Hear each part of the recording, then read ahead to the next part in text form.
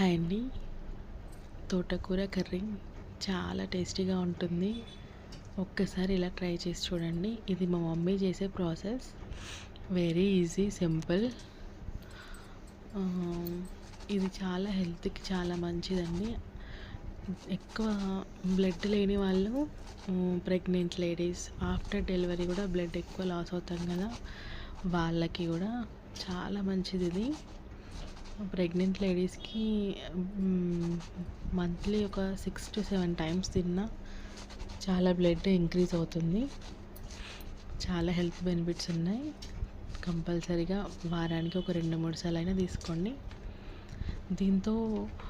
దీన్ని ఇట్లా తోటకూరతో Lever fry type veg, అంటే లీవర్ కలపకుండానే వెజ్ లాగా చేస్తారు. అది కూడా ట్రై చేస్తా, చాలా టేస్టీగా ఉంది. నేను మళ్ళీ ఒకసారి వీడియో తీసి నేను అప్లోడ్ చేస్తాను. ఫస్ట్ మనం ఆయిల్ వేసుకోవాలి. దాంట్లోనే ఎండుమిర్చి, జీలకర్ర వేసుకొని, పచ్చిమిర్చి, ఇంకా ఆనియన్స్ వేసుకొని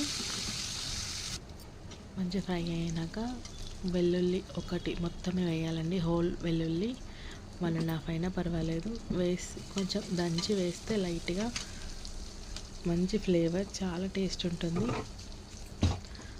పసుపు వేసుకోవాలి.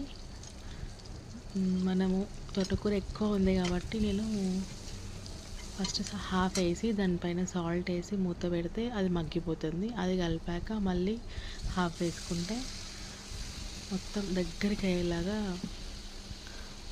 మనం చేసుకోవాలి కర్రీని.